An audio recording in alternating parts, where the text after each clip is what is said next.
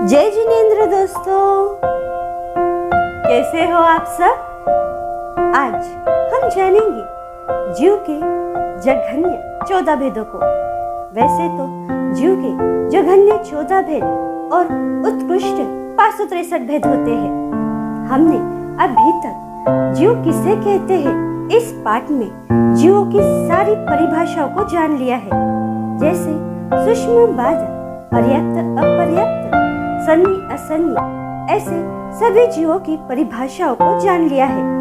अगर आपने वो वीडियो नहीं देखे हो तो पहले आप वो वीडियो देखें ताकि आपको ये वीडियो समझ में आ सके।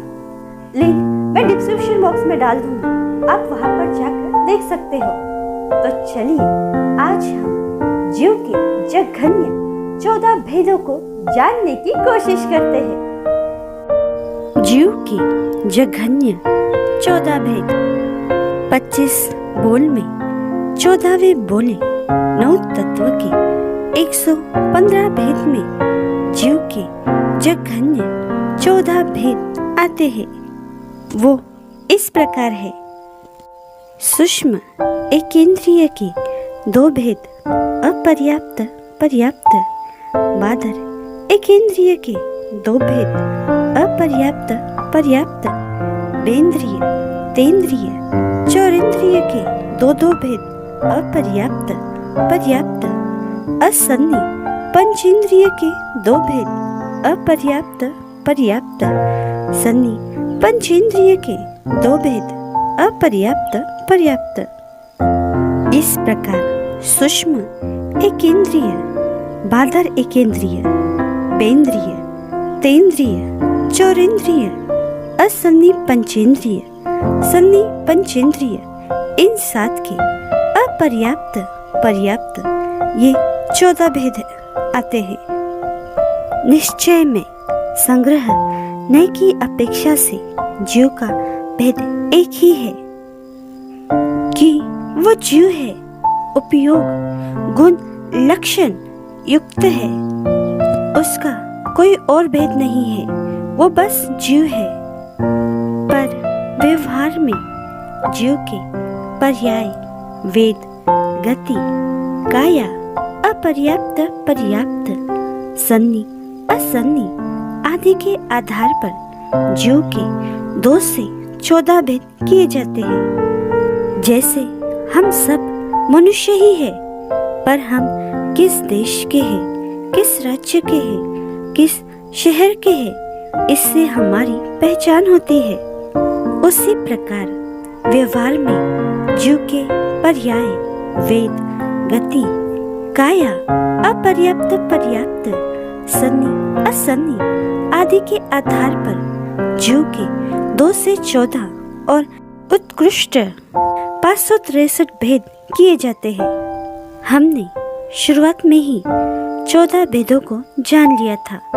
अब 2 से 13 भेदों को किस अपेक्षा से किया गया है ये जानते हैं। जीव का एक भेद उपयोग गुण की अपेक्षा से। वो बस जीव है, उसके पर्याय, वेद, गति आदि यहाँ पर कुछ भी नहीं लिया गया है। बस उसकी जीवित सत्ता, उसका उपयोग गुण ही यहाँ लिया गया है। वो जीव है बस। गति, वेद आदि के आधार पर नहीं, उसके जीवंत होने के आधार पर जीव का एक भेद उपयोग गुण। जीव के 2 भेद त्रस और स्थावर की अपेक्षा से। त्रस यानी जो जीव चल फिर सकते हैं, एक स्थान से दूसरे स्थान जा सकते हैं। स्थावर यानी वो जीव जो चल फिर नहीं सकते, एक स्थान से दूसरे स्थान पर नहीं जा सकते। स्थावर ये जीव केवल तिर्यंच गति में ही आते हैं और त्रस में पंचेंद्रिय ये चारों ही गतियों में है। बाकी सभी त्रस जीव तिर्यंच में ही आते हैं। त्रस और स्थावर जीव किसे कहते हैं, त्रस्त जीव कौन से होते हैं और स्थावर जीव कौन से होते हैं, इस पर एक स्पेशल वीडियो बना है, आप उसे जाकर देख सकते हो। लिंक डिस्क्रिप्शन बॉक्स में है।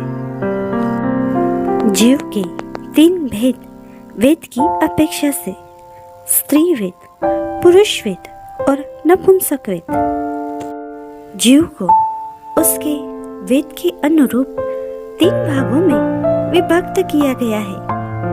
वेद 3 है, स्त्री वेद, पुरुष वेद और नपुंसक वेद।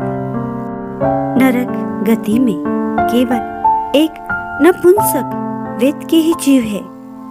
देव गति में स्त्री पुरुष दोनों ही वेद के जीव है, पर स्त्री ये पूर्ण देव गति में नहीं है, वे कुछ देवलोक तक ही है, उसके आगे के देवलोक में पुरुष वेद ही है।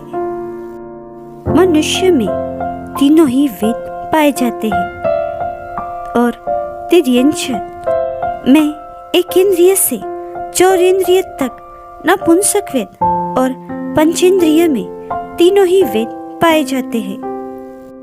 जीव के 4 भेद गति की अपेक्षा से, नरक गति, तिर्यंच गति, मनुष्य गति, देव गति। जीव को उनकी गति की अपेक्षा से बांटा गया है।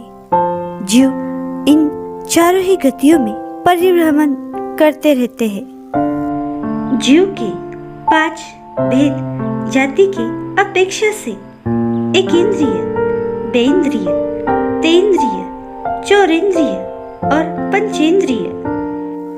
जीव को उनके जाति यानी उन्हें प्राप्त इंद्रियों की अपेक्षा से उनके भेद किए गए हैं या उन्हें बांटा गया है।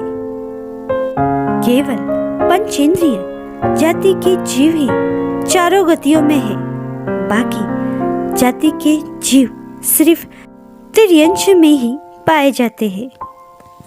यानी तिर्यंच ही एक ऐसी गति है जिसमें एकेंद्रिय से लेकर पंचेंद्रिय जाति के सारे जीव आते हैं। बाकी तीनों ही गतियों में यानी नरक, देव और मनुष्य गति में केवल एक ही जाति के जीव आते हैं, यानी पंचेंद्रिय जाति के।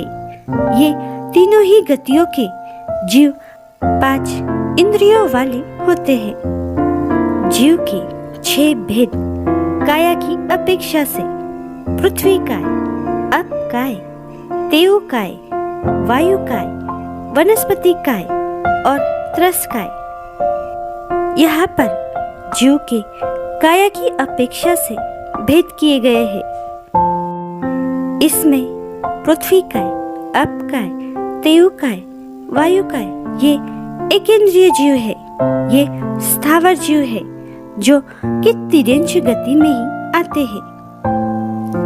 और त्रस जीवों में केवल पंचेंद्रिय जीव ही चारों गतियों में है, बाकी बेंद्रिय, तेंद्रिय, चौरेंद्रिय ये तिर्यंच में ही आते हैं। अगर आप कंफ्यूज हो रहे हो तो मैं बता दूं, एकेंद्रिय जीवों को ही स्थावर जीव कहते हैं और ये 5 प्रकार के होते हैं या ये 5 काया वाले होते हैं। पृथ्वी काय, अप काय, तेव काय, वायु काय, वनस्पति काय और त्रस जीव यानी बेंद्रिय, तेंद्रिय, चौरेंद्रिय ये त्रस जीव कहलाते हैं। अलग अलग अपेक्षा से अलग अलग भेद होते हैं। जैसे इंद्रिय की अपेक्षा से, गति, स्थावर और त्रस की अपेक्षा से। जैसे हम खुद अलग अलग अपेक्षा से हमारे रिश्तों के नाम बदलते हैं। जैसे माता पिता की दृष्टि से हम उनके बेटे हुए, भाई बहन की दृष्टि से हम उनके बहन हुए, दादा दादी की दृष्टि से हम उनके पोते हैं। और भी कई रिश्तों से हमारे नाम बदलते रहते हैं, पर हम एक ही है। वैसे ही एक इंद्रिय जीव एक ही स्थान पर रहने के कारण स्थावर कहलाते हैं। एक इंद्रिय होने के कारण एक इंद्रिय जीव भी कहलाते हैं। और ये एक इंद्रिय जीव अलग अलग 5 काया के धारण करने के कारण 5 प्रकार के हैं। ऐसे ही त्रस जीवों को भी जानना। जैसे इंद्रियों की अपेक्षा से ये सभी अलग अलग है। किसी को 2 इंद्रियां, किसी को 3, किसी को 4, तो किसी को 5 इंद्रियां है। इसलिए इन्हें बेंद्रिय, तेंद्रिय, चौरेंद्रिय, पंचेंद्रिय इंद्रियों की अपेक्षा से अलग अलग नाम है। पर ये जीव स्थावर नहीं है, एक स्थान से दूसरे स्थान पर जा सकते हैं। इसलिए इन्हें सभी को त्रस जीव कहते हैं। जैसे हम सब अलग अलग गोत्र जाति से आते हैं, पर हम सब जैन धर्म को मानते हैं, इसीलिए हम जैन कहलाते हैं। वैसे ही ये बेंद्रिय, तेंद्रिय, चौरेंद्रिय, पंचेंद्रिय जीव अलग अलग इंद्रिया वाले हैं। किसी को कम तो किसी को ज्यादा इंद्रिय है, पर ये सभी जीव त्रस है। एक स्थान से दूसरे स्थान पर जा आ सकते हैं, इसीलिए इन्हें सभी जीवों को एक समूह में रखा गया है। इसीलिए इन सभी को त्रस जीव कहते हैं। जीव के 7 भेद: नरक, तिर्यंच, तिर्यंचनी, मनुष्य, मनुष्यनी, देव, देवी। जीव के 8 भेद: अपर्याप्त, पर्याप्त की अपेक्षा से 4 गति के: नरक, तिर्यंच, मनुष्य, देव। इनके अपर्याप्त, पर्याप्त, इस प्रकार 8।